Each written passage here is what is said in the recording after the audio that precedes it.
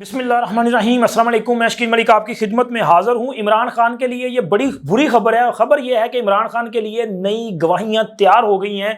कौन सी वो शख्सियात हैं जो इमरान खान के खिलाफ गवाहियाँ रिकॉर्ड करवाने जा रही हैं, और इसके साथ साथ जनाब मियाँ नवाज शरीफ ने एक चौंका देने वाला फैसला किया है। वो कौन सा फैसला है, ये एक्सक्लूसिव न्यूज़ आपके साथ तफसील के साथ शेयर करनी है। लेकिन उससे पहले दरखास्त है कि हमारे चैनल को सब्सक्राइब कर दें, वीडियो को लाइक भी किया करें और अपने फ्रेंड सर्कल में शेयर भी जरूर किया करें। बेल आइकन को प्रेस करना ना भूलिएगा ताकि हमारी हर वीडियो सबसे पहले आपके पास आए। तो जी, मियाँ नवाज शरीफ के फैसलों और इमरान खान की ये जो गिरफ्तारियां हैं, इनसे पहले आज मैं आपको जो खबर है, यानी कि आज इस्लामाबाद में गहमा गहमी है। मेरे पहले वाले वीलॉग में भी इसका जिक्र किया था,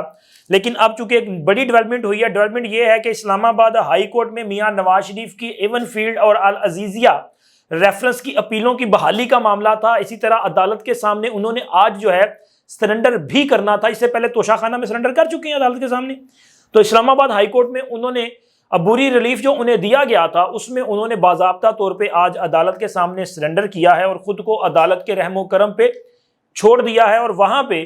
मियाँ नवाज शरीफ की तरफ से ये अपीलें दायर कर दी गई थी, जिनकी समाअत 2 रुकनी बेंच ने की है, जिसमें जस्टिस आमिर फारूक साहब और मियाँ गुल हसन औरंगजेब साहब थे।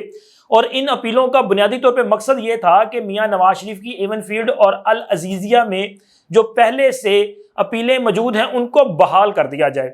तो आज अदालत की तरफ से मियाँ नवाज शरीफ के जो वकील थे आज़म नज़ीर तारड़, उनसे सवालात भी पूछे गए और उनसे कहा गया कि जी अब आप किस लिए हैं, आपका स्टेटस क्या है और क्यों आपकी अपीलें जो हैं वो बहाल कर दी जाएं, आप इतना अरसा क्यों अदालत के सामने पेश नहीं हुए। तो ये बुनियादी सवालात है। लेकिन आज अदालत में नैब को भी वो क्या कहते हैं रगड़ा दिया है। जज साहब काफ़ी नैब पर जो है वो उन्होंने बरहमी का इजहार भी किया। आगे चल के मैं आपको बताता हूँ कि फिर नैब को क्या कुछ कहा गया और नैब वाले इस पे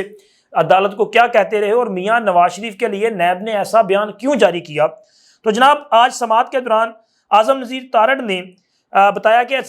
ये जो आज का मंबा है वो है जी अपीलों की बहाली का। हम चाहते हैं कि मियाँ नवाज शरीफ की जो अपीलें हैं इनको बहाल कर दिया जाए, जिस पर चीफ जस्टिस ने रिमार्क्स दिए कि अभी हमने इस पर नोटिस जारी करने हैं, नैब को सुनना है, फिर उसके बाद अपीलों की बहाली जो है रूटीन का मामला नहीं। आपने हमें मुतमिन करना है कि क्या अदालत से गैर हाजिर शख्स की अपीलें इतनी देर के बाद बहाल की जा सकती हैं और आप इतनी देर गैर हाजिर क्यों रहे। तो आज़म नज़ीर तारड़ ने कहा कि जी मैं इस पर यकीनन आपको मुतमिन भी करूँगा, दलाइल भी दूंगा। लेकिन उन्होंने ये भी गुजारिश की कि मियाँ नवाज शरीफ साहब को जो अबूरी रिलीफ दिया है इसमें भी तोसी कर दी जाए। अगर आप नैब को नोटिस करना चाहते हैं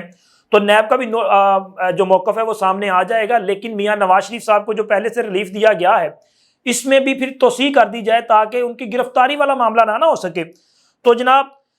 इस पर तो अदालत ने आगे चल के एक ऑर्डर जारी किया। लेकिन मियाँ गुल हसन औरंगजेब साहब ने जो रिमार्क्स दिए हैं, उन्होंने कहा कि हमने आपकी दरखास्तें पढ़ी हैं, जब डिक्लेरेशन इस किस्म का दिया जाए तो क्या वो फिर कह सकता है अपीलें बहाल करें। उन्होंने कहा कि एक बात आपको क्लियर कर दूं, आप कानून के मुताबिक जाएंगे। चीफ जस्टिस आमिर फारूक ने रिमार्क्स दिए कि नवाज शरीफ ने जस्टिफाई करना है कि क्यों वो इश्तिहारी हुए, वो अदालत क्यों पेश नहीं होते रहे। जिस पर आज़म नज़ीर तारड़ साहब का कहना था कि ये फर्स्ट इंप्रेशन का केस है, हमारे हिफाजती जमानत के आर्डर में कुछ रोज़ की तोसीह कर दें। आज़म नज़ीर तारड़ का यह भी कहना था कि नवाज शरीफ जानबूझकर अदालत से गैर हाजिर नहीं हुए, बल्कि वो अदालती इजाज़त के साथ बैरून मुल्क इलाज के लिए गए थे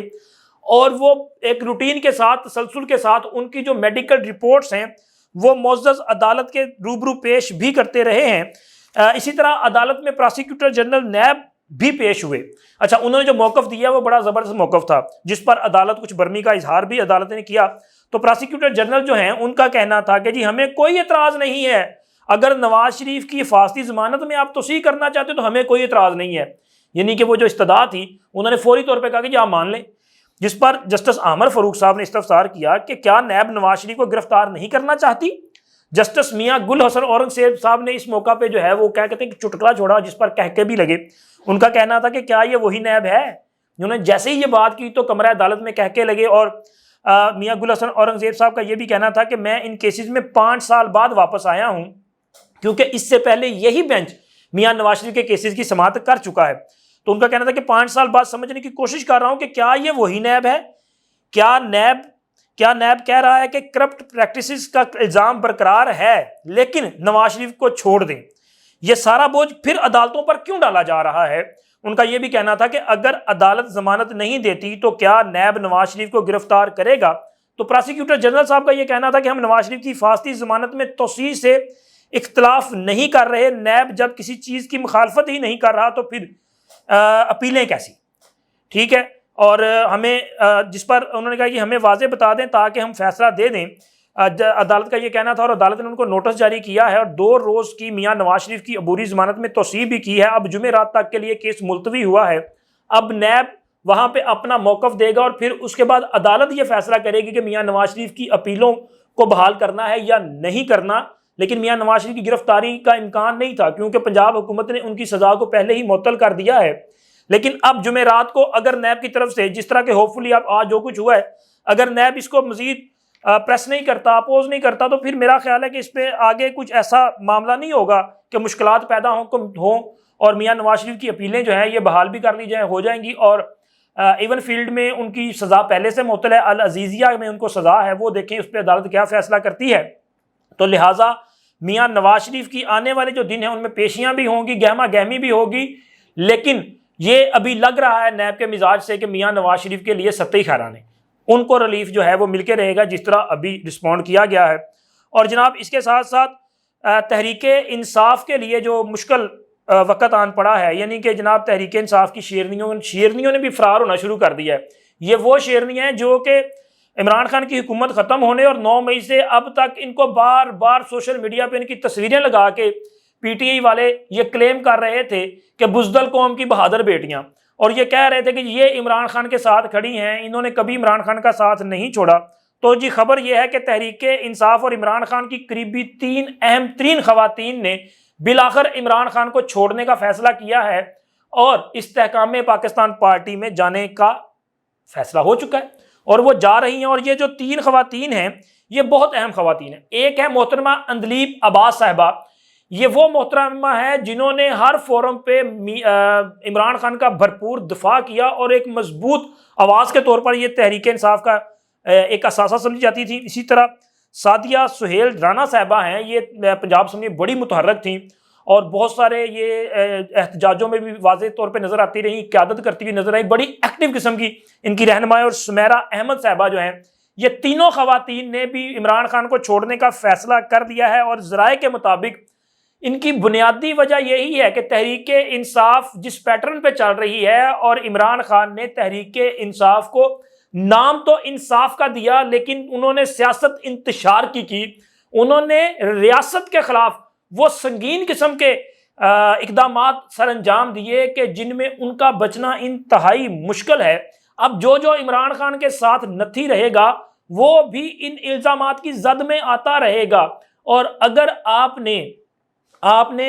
وہ کیا کہتے ہیں سیاسی طور پہ بھی زندہ رہنا ہے اور آپ نے ریاست مخالف جو ایک ایلیمنٹ موجود ہے اس سے بھی خود کو بچانا ہے، تو پھر ضروری ہے کہ آپ کو تحریک انصاف جیسی انتشاری جماعت سے علیحدگی اختیار کرنا پڑے گی۔ اور جناب یہ فریضہ انجام دینے جا رہی ہیں یہ تینوں خواتین، اور ان کی علیحدگی کی صورت بالکل ویسی ہی ہوگی جیسے فاروق حبیب، صداقت عباسی اور دیگر لوگوں نے کیا ہے کہ انہوں نے عمران خان کی وہ جو سازش تھی اس کو بری طرح سے بے نقاب کیا ہے، اور یہ جس طرح ان کا دفاع کرتی تھی نا اسی پیٹرن پہ اسی جذبے کے ساتھ یہ عمران خان کی سازشوں کو بھی بے نقاب کریں گی، اور ان کی گواہیاں بھی عمران خان کے لیے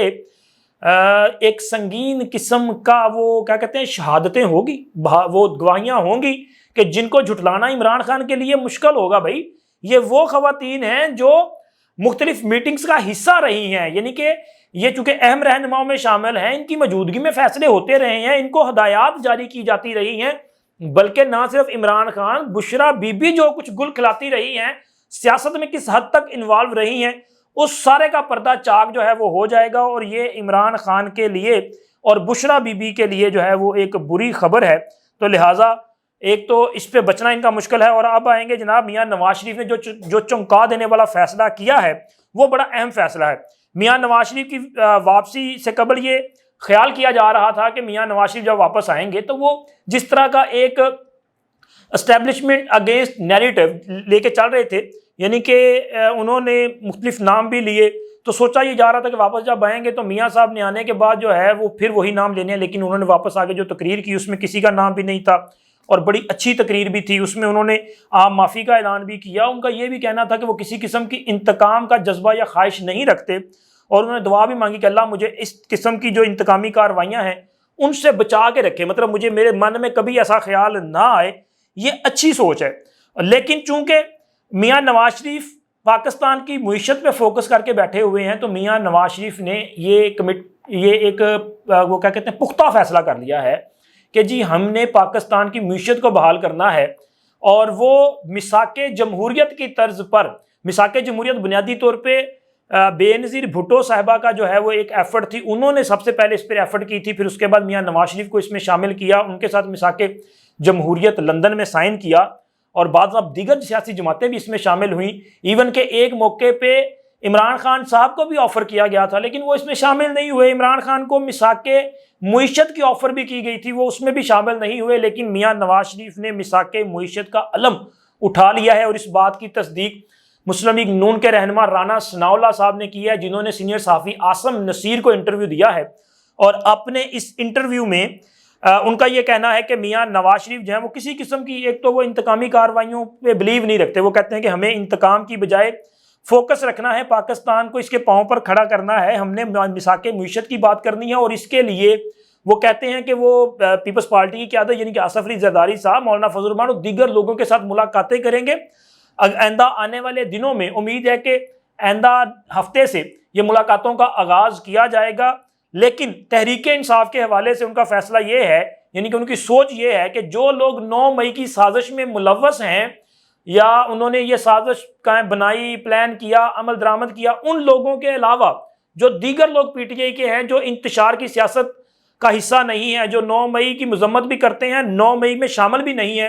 ان کے لیے سیاسی سپیس ہونی چاہیے، پولیٹیکل سپیس ان کو دیں تاکہ وہ اپنا کردار ادا کریں، ان کے لیے الیکشن میں بھی سپیس ہونی چاہیے۔ تو یہ ایک بڑی سوچ ہے، اور یہ چونکا دینے والی سوچ ہے کہ میاں نواز شریف جن کے بارے میں یہ خیال تھا کہ وہ تحریک انصاف کو 1% بھی سپیس دینے کے لیے تیار نہیں ہوں گے، تو وہ اس بات پہ